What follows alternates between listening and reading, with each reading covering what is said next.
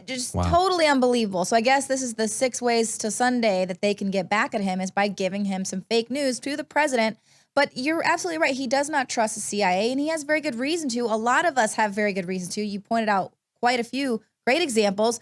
Trump is, of course, questioning why the heck hasn't the DNC allowed the FBI to access their servers? If you truly believe that the Russians hacked in and you want to find these cyber fingerprints as some actual evidence to present your case, why not allow the FBI to actually access these servers? Is it because you're, afraid of what they're going to find out you all were up to, or was there no evidence there? And then, frankly, we also have some cyber pros. This is coming out of McClatchy, D.C., who are backing up Trump's skepticism of the Russian hack. Yeah, and you don't hear about that. Yeah, at least on the mainstream. We have these cyber pros, and they're saying, look, once malware gets out there, it's out there. It's out. It's up for grabs. It's up for grabs. Over the malware. And Julian Assange from WikiLeaks, he has said from day one that it was not the Russians. It was not the Russians. He said it from the very beginning.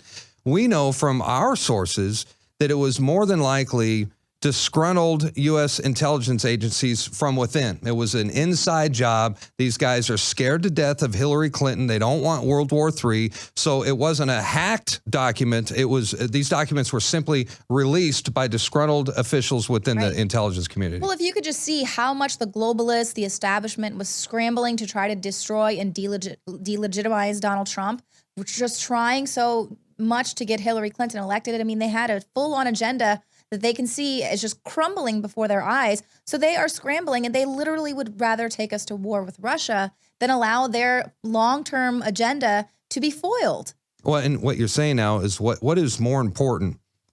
Who hacked, if there was a hack, we know it was a release, but who hacked the DNC, or what were the contents within the documents? Right. What is more important? We're actually seeing the corruption that's there, but that's not what's important here. It's that we don't need to know how corrupt the system is, how the establishment media is totally colluding with the globalists to push through this agenda while they think we're all just a bunch of idiots who deserve to be lied to because we're not smart enough to handle the truth. We're not smart enough to handle this information. You can't handle the truth. And of course, they're kind of attacking Donald Trump and his some other senators as well, because they're saying, who are these anonymous sources that are giving this intelligence to NBC and the Washington Post? They're rushing to publish these stories as if this Russian hacking, without any evidence, they're just rushing to push this narrative out there.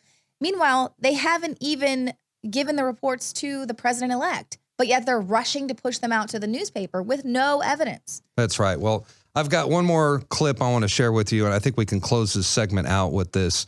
And this is for anyone who says that a U.S. president or a senator or a congressman can't have someone killed. I thought that Chuck Schumer, I thought that was chilling, what he just said, and I think it was a warning to Donald Trump. But for those of you who think that our government is not capable of taking someone out, here is a classic scene from The Godfather. My father's no different than any other powerful man. Any man who's responsible for other people. Like a senator or a president. You know how naive you sound. Why? Senators and presidents don't have men killed. Oh. Who's being naive, Kay?